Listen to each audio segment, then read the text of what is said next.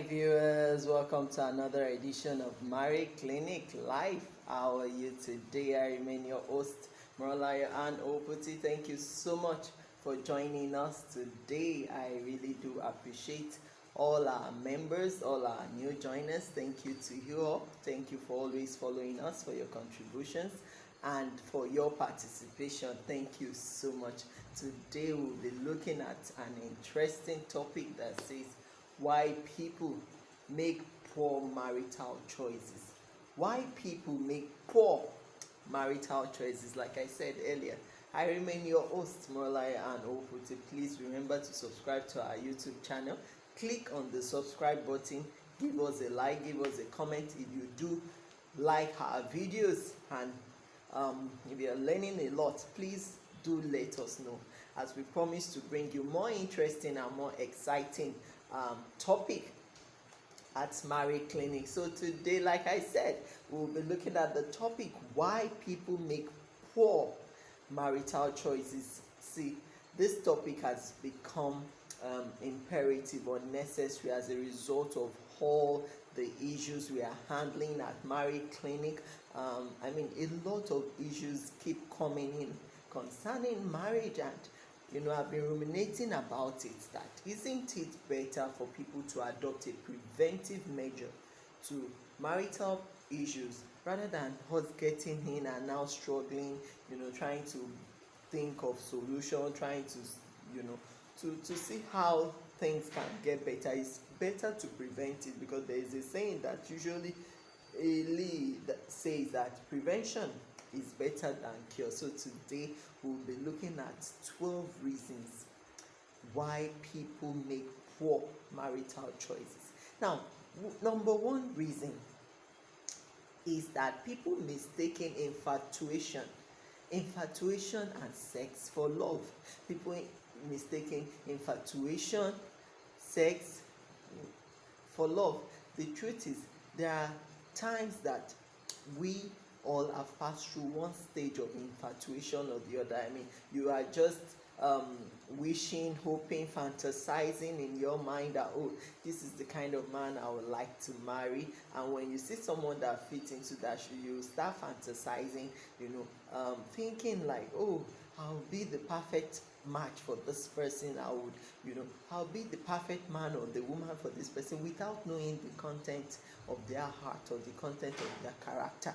Now, when this happens, many of us believe or feel that, oh, this infatuation is actually, this fact that I'm feeling infatuation towards this person means that we are truly in love and we are compatible getting married. But it doesn't always work like that. And the same thing with sex. So many people believe that, oh, when they have sexual escapade with someone, then it automatically means that they love you. I've heard so many young people telling me at the clinic that, oh, ma'am, I love him so much and I know he so much loves me. And when you ask them, okay, how do you know this person so much loves you? The way he pampers me, the way he cares about me and all of that. Have you guys started sleeping together? Yes. Has he done anything tangible for you, to move probably your education forward, your cause forward, to help you support your dream? The answer is no. So the question is, are you mistaking the sexual escapade both of you have been having to be the same as love? That is what so many young people experience. They believe, oh, when I have those butterflies in my belly, oh, when I'm crushing on him or her, it's a sign that we are meant to be. No.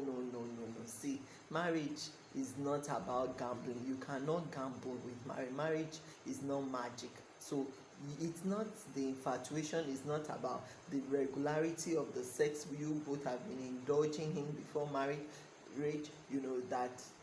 that makes or proves that, oh, both of you are meant to be. No. As a matter of fact, those things will fade with time. I can assure you, in another 1 year, max 2 years, all those things will fade and the true, real person will surface. And by then, both of you will be asking questions. How did I find myself here? How come I never knew this is the kind of person he or she is? And before we know it, the foundation is wrong and the marriage cannot stand. That is number one reason why people make poor marital choices, poor marriage, um, poor marital choices. Now, number two reason is societal pressure. Now, um, the we all see the glamour, the paparazzi around weddings. Now, when we talk about marriage, the first thing that comes to people's mind is um, that celebration in the hair. The first thing that comes to their mind is, oh, wedding, the wedding event. That is what they understand as marriage, and societal pressure has made it so, because see, the truth is, people now do competition with the kind of wedding they should have. Oh, this is the kind of wedding I want to have. You see all manner of wedding, but the truth is, marriage is not the wedding. The wedding is just for a day, but marriage is a lifetime journey, and marriage is deep. It's deep, deep, deep. It's not the jamboree. It's not, oh, the dances, the lightning, and all of that. No, when we talk about marriage, wedding should not be the first thing that comes to your mind, because marriage itself has to do with the substance of the union. That is when you both will truly know whether you are meant to be together. So please, societal pressure is part of it. So when you see other people getting married, your friends, your relative getting married, you too, you want to feel among, and because of that societal pressure, people are saying, why are you not married? By now you should have a guy, you should have a lady, that is maybe warming your bed or cooking food for you, things like that. They will start telling you all sorts that by now you should be married. Oh yeah, moko wale, maya wale, and things like that. So that societal pressure make some people just fall into the wrong hand and make choices that they are not supposed to make. They do not scrutinize their choices very well. Why? Because they are pressurized by society to settle down. Now, another reason, the third reason, is that you want to feel among, you want to belong. All your friends are getting married, you're on the train, you see all the dance, all the paparazzi during the wedding, so you tell yourself, oh, I also need to feel among. Oh, this person has gotten married. Oh, this my classmate has gotten married. This one has gotten married. Oh, I also need to get married so that I can show or prove that, oh, I'm not left out. See, those are wrong reasons for you to go and get married, because you would definitely make a poor choice. You will definitely make a poor choice if what is driving you is the craze to feel among, the desire to feel among. You just want to belong, that, oh, these are the married class, these are the married club. Hey, it doesn't work like that. You will make a wrong choice if that is your motive for getting married. Now, the fourth reason is economic reasons. Economic reasons. Some people would say, oh, my parents are not ready to sponsor me to school. They are not ready to take care of my bills for my education. They are not ready to do this for me. They are not ready to do that for me. So, as a matter of fact, rather than me just being there, wasting away, why can't I just go marry?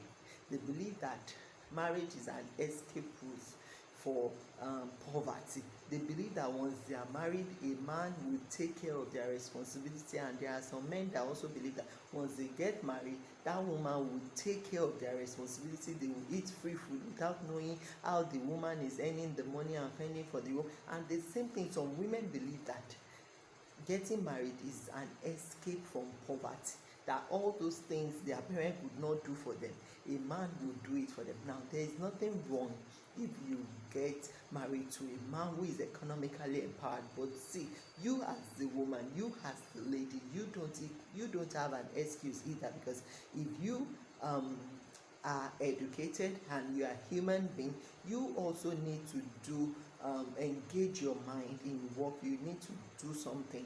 You need to have skills at hand. You need to learn a vocation. You need to get education. You must get something. You must either have a work or a vocation that you are doing to earn money, because as an adult you will want to meet your financial needs, and it will be so frustrating for you to keep waiting on someone or begging before you meet your financial needs. So that is why it is advisable that, see, your motive or your reason why you want to escape and go and get married should not be because you are lacking financially or you have economic hardship. I've seen people that because they don't have accommodation or because they don't have where to get the money to renew their next rent as single ladies, they will now go and be staying with a guy. Because they don't have an accommodation to stay, they will move their things into a guy's house, and before you know it, they will start sleeping together. Before you know it, pregnancy will come, and that will now compel them to get married. So they feel, this pregnancy is a sign of bond between us, so why not just settle down? So they go ahead and get married, just to realize after 2 years, 3 years of the marriage that, wow, this is a great mistake. This is the biggest mistake of my life, or of our life. They start saying why they shouldn't have made that choice, why they shouldn't have taken that step of moving in with a guy just because you don't have an accommodation. So for many reasons, and economic reasons is part of it, people make wrong choices because they are going through economic hardship. And that is why it is advisable, you as a lady, you as a man, you must have work in your hand. You must have something you are doing. Be creative. Be creative. Be creative. If no one is employing you, please learn a skill, learn a vocation, try and improve on yourself, and apply yourself to something that can fetch you money. With the advent of technology, there are so many things we can do these days that can earn us income. Why not explore? Why not try things out and earn no matter how little you can, rather than putting yourself in situations or in conditions that will lead you to make wrong decisions and wrong choices. And see, marriage is a lifetime journey. You cannot afford to allow economic hardship, economic situation to drive you into signing up for one when you know that you are not even financially ready for it. So that is the fourth reason. The fifth reason is because of externalities. Now, when I say externalities, many people, the reason why they make purchases is because they focus too much on the physical look, on the physical qualities. They are looking at, six pack, she's very busty, she has big buttocks, she's this, she's that, is this, is that. You are looking at the externalities. You are looking at the car, you are looking at the fine dressing, but you are not checking out the content of the person. You are not checking out the inner person, the inner man. You are not paying attention to the inner man. You don't know what is going on in their heart towards you. You don't know if their plans and their desires towards you are genuine. You don't know whether the same guy that looks clean, with nice shirts, with nice guy, you don't know if he has two other ladies or girlfriend hanging around his neck that he has even proposed to. Now, a young lady was talking to me today. She was actually chatting with me. She wanted to bounce off someone of me to know if she was taking the right decision. And from her description, she kept emphasizing that, ma'am, she is financially okay, he's financially okay. And I was telling her that fine, he's financially okay, but from all you have told me, this guy has a woman somewhere who already has a child for him, and you are not paying attention to that. You are not investigating to know if this man is already married, if this man has already promised someone else marriage, if this man is committed elsewhere, where you are just following what he is telling you that he loves you, and because you see that he's financially okay, you just want to go and tie yourself to him. And I was telling her, see, hey, look at this, look at that. You need to verify this, you need to check that, you need to investigate this before you conclude. But she kept emphasizing the fact that, he has money, he has money, he has. So it means that in her heart, she has already concluded that, I don't want to miss out on this guy because he has money, because I don't know when else I will find a guy that has money like this. Not knowing that by the time she jumps in, it's possible that is when the woman with the child will surface and problem will arise, and will start coming to marriage clinics to say, oh ma, my husband is still communicating with his ex, my husband is still going to meet his ex, my husband is still impregnating his ex, not knowing that, see, she's not really an ex, but she's actually a wife that he kept away or hid away from you. So please, let's pay attention to the content of the person, the character, the virtue, the behaviors, their gentlemanliness, their ideologies. You need to pay attention to all those things rather than to the things they wear, what they drive, the perfume they use. Those are the things, that you are being carried away with, and those are the things that are informing your decision. I tell you, you are making a poor choice already if those are the things you are using as yardstick to determine who you should settle down with. You are already making a poor choice. Same with the men. You are judging her based on her look. Oh, she does $1 million hair. Oh, she looks pretty. She has the back side, the front side is in shape. Well, sir, are you checking out the content of her character?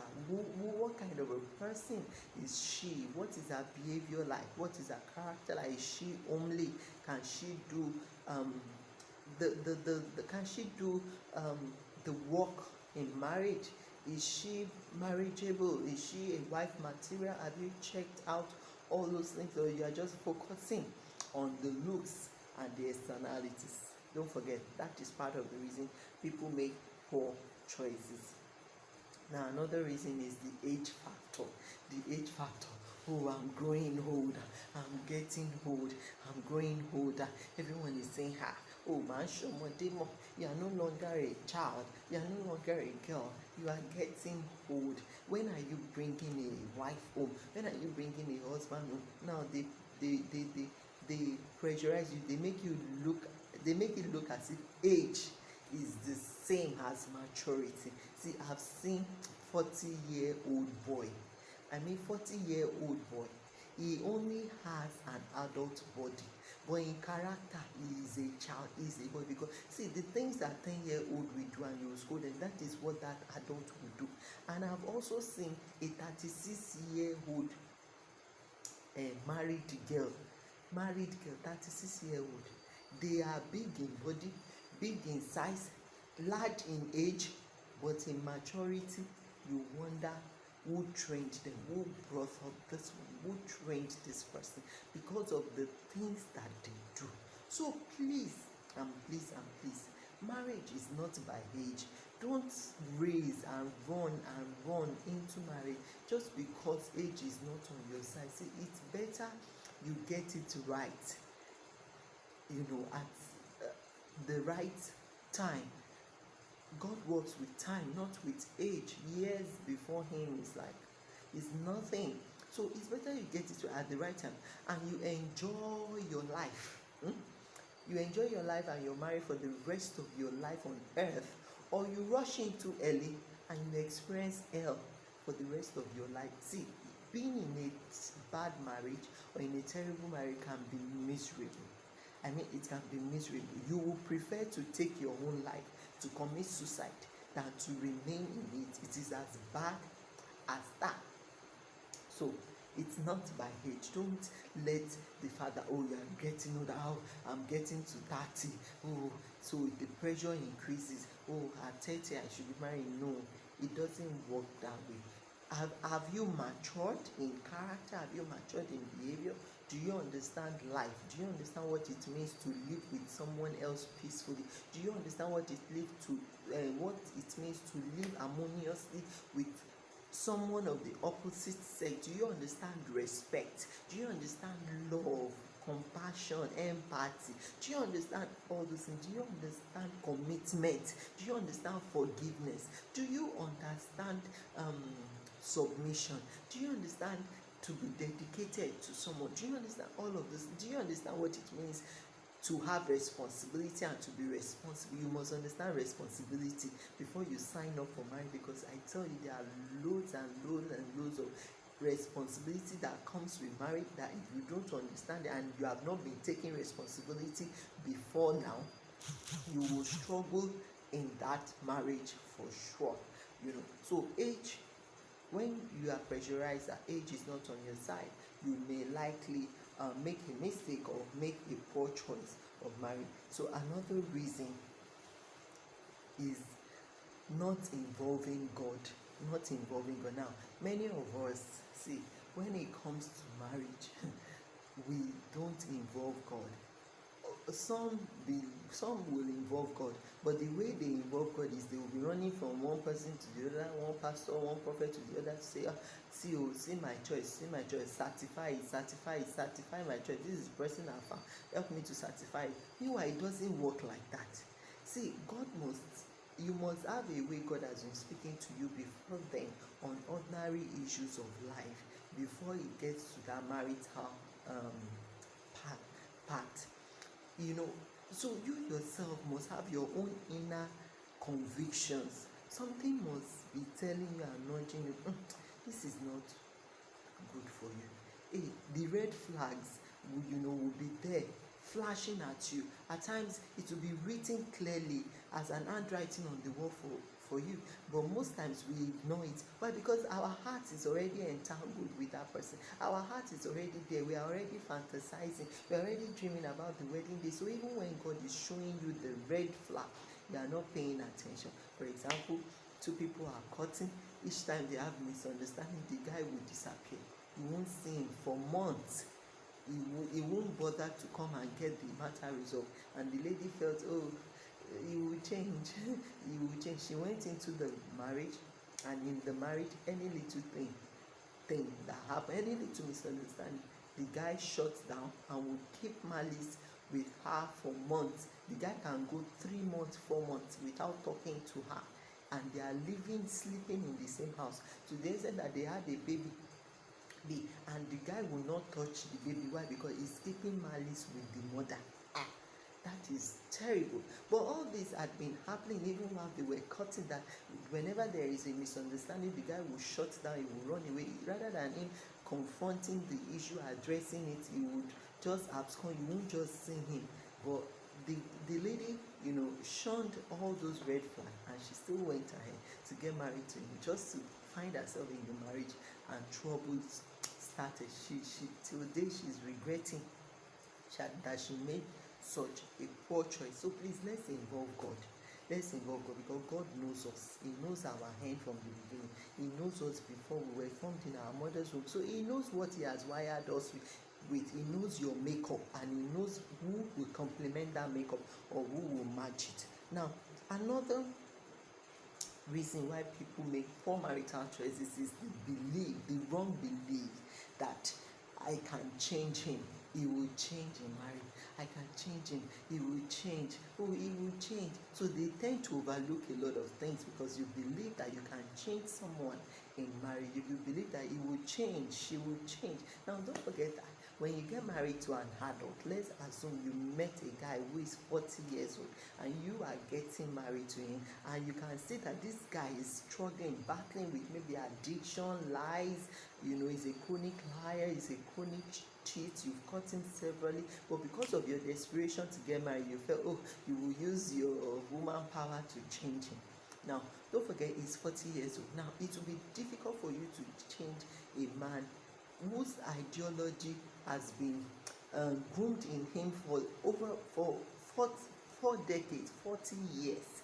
So you just want to appear on the scene and change everything in him that he has been made up of in the past 40 years. You think you can change it, just like that overnight. It's not going to happen.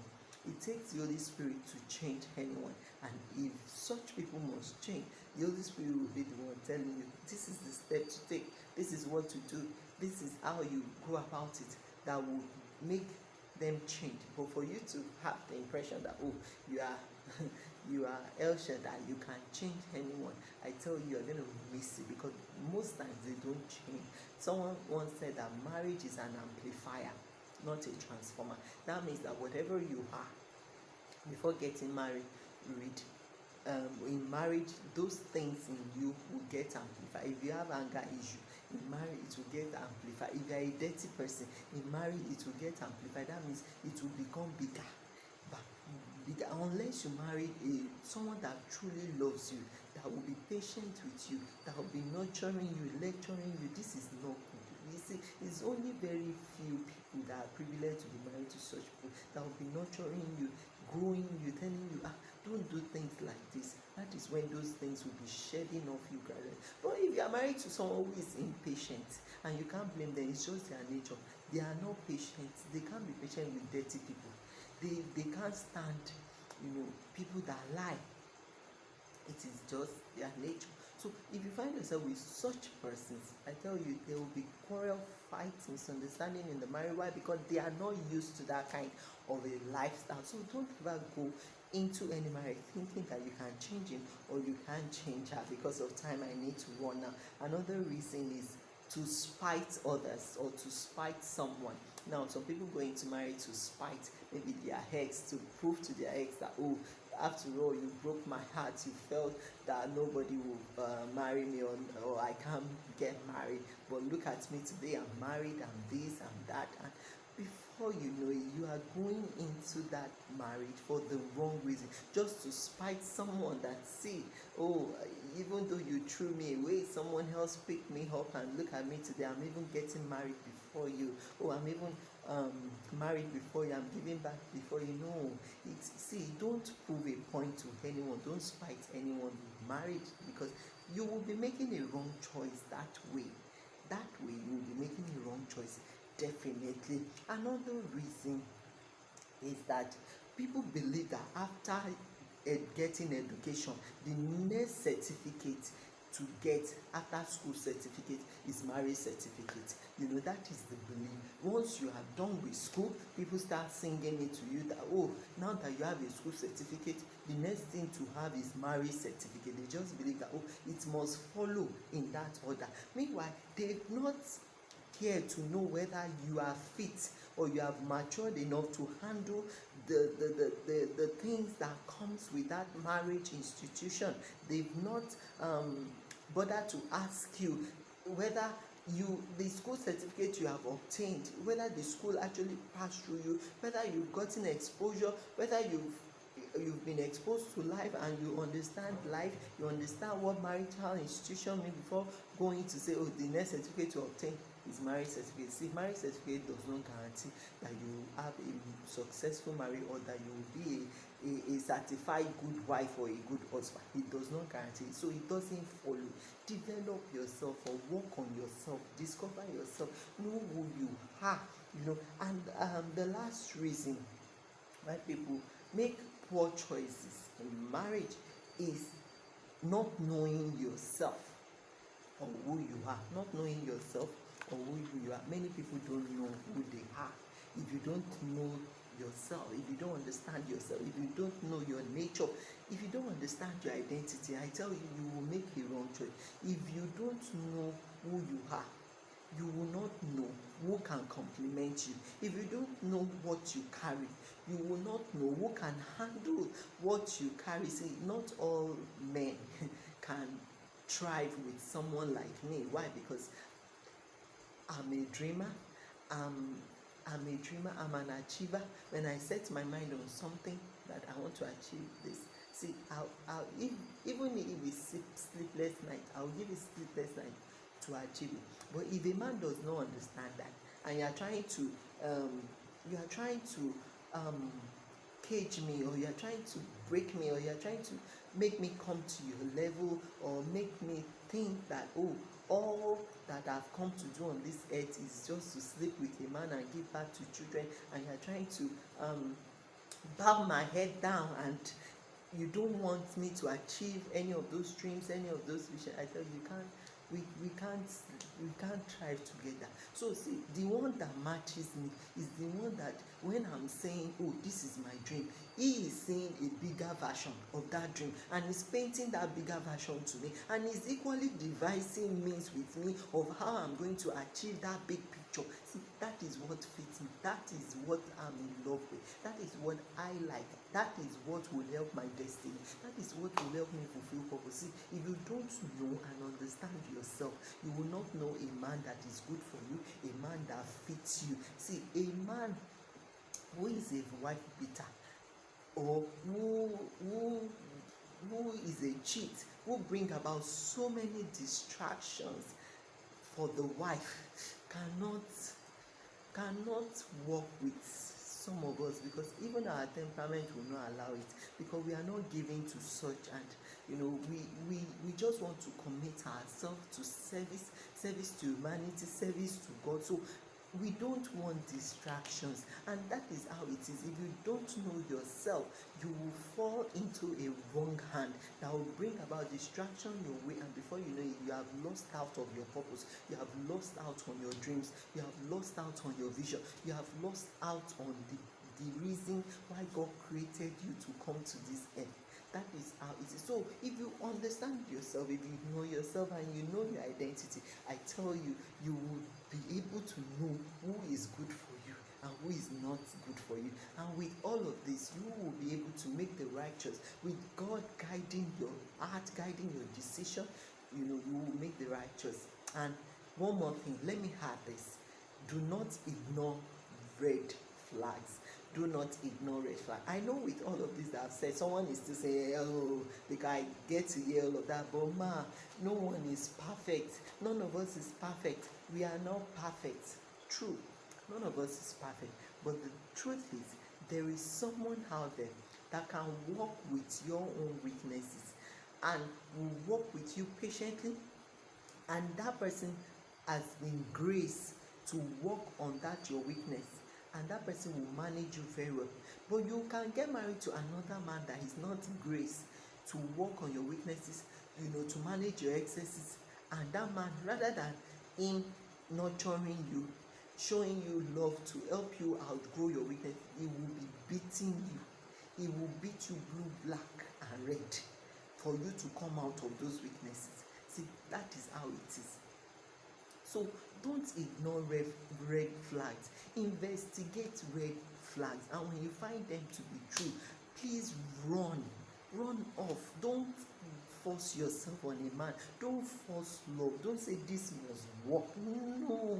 See, I tell you, there are 1,000,001 men and women out there that will still want someone like you, but you need to be sure that this person is a good complement for you. And please never believe that you are incomplete with a man as a woman, and never believe that you are incomplete as a man without a woman. God created all of us complete, but that coming together as husband and wife is also necessary. It helps to achieve purpose better, and that is why God instituted marriage. But before marriage, God wants us to discover ourselves, to be able to stand on our own, to work with Him. He wants you to know Him first before you will know someone else and say, oh, you want to call that person into your boat to journey with you on a lifetime journey. I think I have said a lot.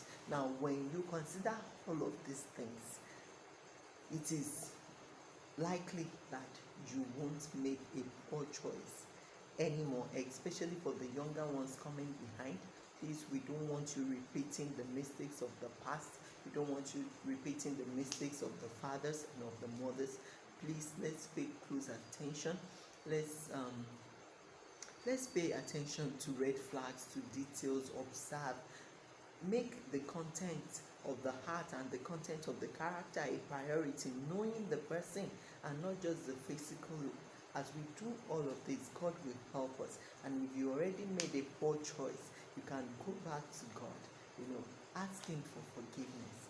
You know that He actually made you to realize it before going into that marriage, that hey, you are making a poor choice, but you weren't listening. Ask Him for forgiveness and ask Him what next to do. He will definitely tell you. He will show you what next to do, and fulfillment will come back into your life. Thank you so much for joining me today. I believe you have learned a lot. Please don't forget to share this video. Share it because someone will learn from it. And please do subscribe to our YouTube channel. Our YouTube channel is growing astronomically. We are getting there. Please share the video, subscribe to our YouTube channel, give us a like or a comment.